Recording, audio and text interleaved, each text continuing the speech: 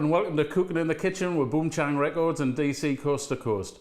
Today, fantastic act, acoustic music, and we're going to delve into lots of things like skiffle, country and blues.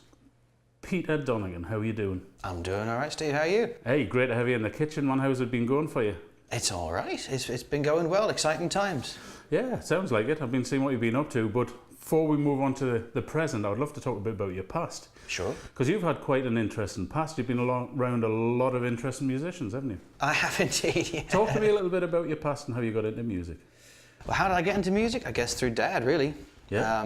You know, who's Lonnie Donegan, as you know. Lonnie Donegan, okay. Yep. Yeah. And I've been performing since the age of 5. Ooh, that's good. And I think everybody asks me, is it inevitable? And I guess, yeah, it really was, you know. Yeah. Not that my dad pushed me, he really didn't. I was going to say, was it like indoctrination, or was it something that you No, of course. had naturally? Or? Well, I mean, naturally, yeah. But I mean, he did obviously give me a lot of encouragement because he would love to have helped me out with it, which he did, you know. Yeah, yeah. But equally, if I wanted to become a chiropractor or something, he would have just, said, well, fine, but you've got to, whatever you decide to do, you've got to be the best at it, you know. Oh, that's good. That so was you the had a lot of attitude. support and encouragement then, I guess. Yeah, always, yeah. Although he was disappointed when I actually picked up the piano as my first instrument. Oh, right. I could imagine. Because your dad was like an innovator of skiffle music. Can you just tell us what skiffle music is?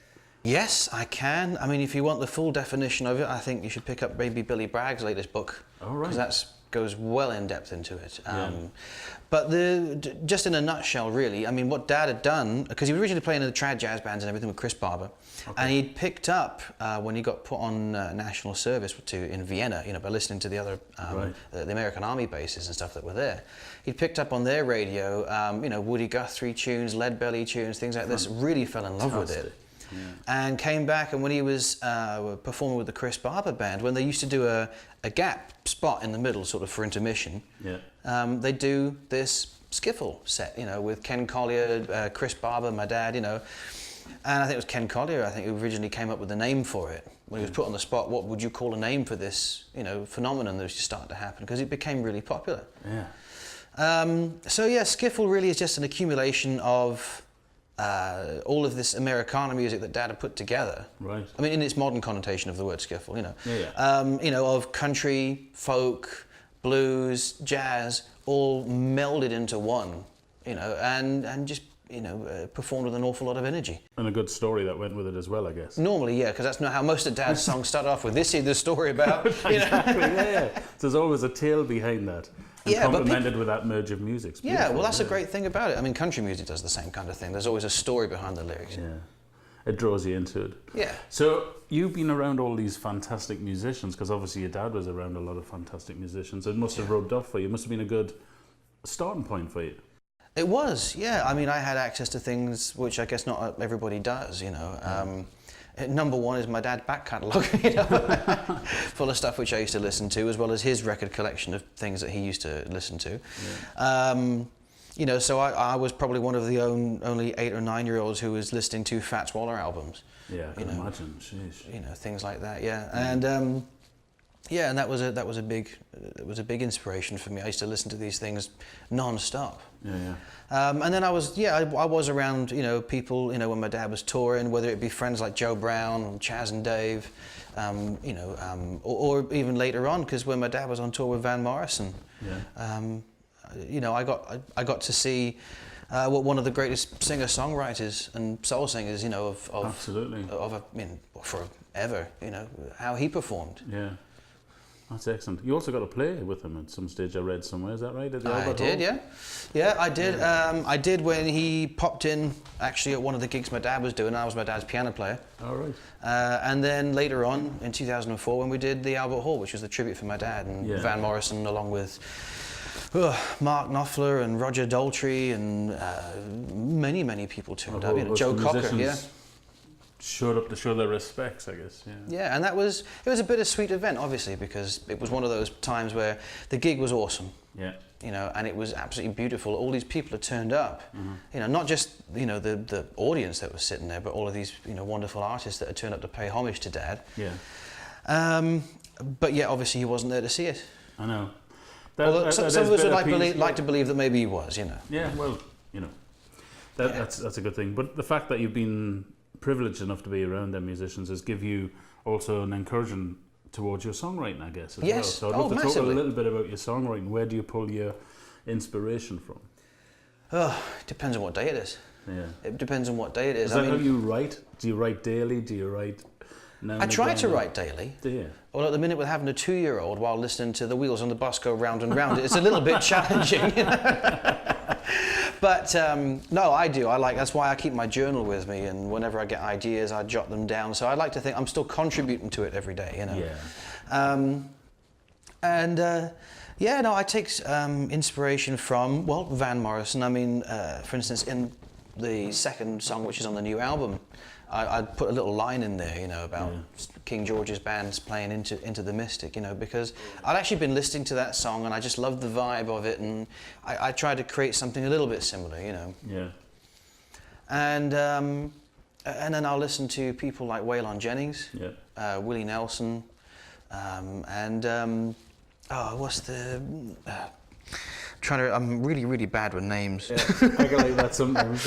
I mean, there's so many people that I listen to. Even I go back to listen to Woody Guthrie stuff, because I mean, some of his words are absolutely well, the words stunning. are incredible from them days. Yeah. You know, it might be very simple chords and very simple backing, but the words, the stories they tell are fantastic. Well, exactly. And I know this is going to sound silly, but I mean, if you listen to Hully's stuff as well, and Fog on the Tyne. Yeah. Isn't it the opening lyric where he's talking about having a sausage roll? Sitting in a sleazy snack bar, sucking sickly sausage rolls. Yeah, which is a fantastic bit of lyric, but it's just writing about exactly what he was sitting and doing. Exactly. And I love trying to stick something like that into a lyric, you know, so even things like that. That's brilliant, man. Well, listen, I'd love to hear one of your songs. Thank you. Tell us what it is and what it's about. This is Superman. Yeah. And I actually came up with the chords for it first, and I had the chords and a melody line for it for ages. And I couldn't think of the theme for it. I did have a sort of romantic theme in mind. Yeah. And actually, I'd just been to the gym, and I was sitting in the changing room, and these words came to me while I was literally getting changed into my trainers. Right. And my wife was a bit annoyed because she said, "How come you've been so long getting changed in the changing room?" I said, "Well, I've just written a chorus for a song." And it comes out like this. So it's a little bit of a love song. I'll just sing it for you, and you can take it away, man. Love to hear it.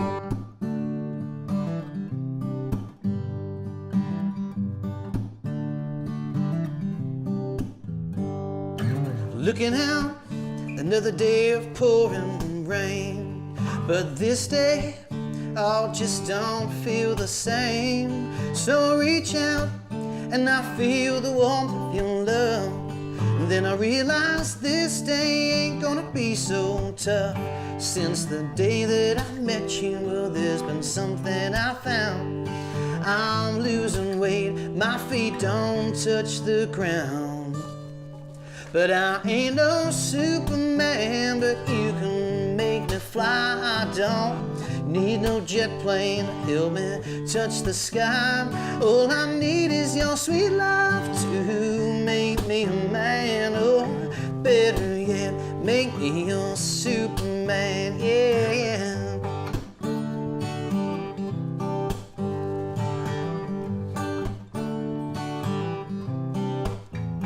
I'm like a cliche that's stuck on a replay, but you look so sexy when you sat in my Chevy. I'll say you're a dream come alive, but I know that I've been asleep all this time.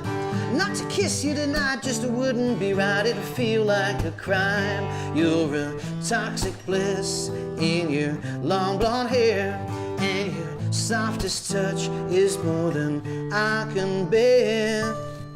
But I ain't no Superman, but you can make me fly. I don't need no jet plane to help me touch the sky. All I need is your sweet love to make me a man. Or better yet, make me your Superman, yeah.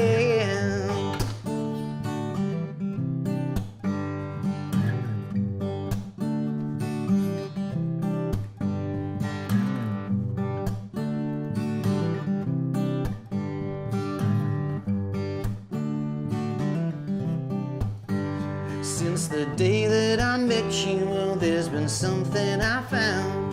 I'm losing weight, my feet don't touch the ground. At night I sit and pray, thank the Lord for another day. I get to be with you, I swear it's true. Stay tuned, Cooking in the Kitchen. See you very soon.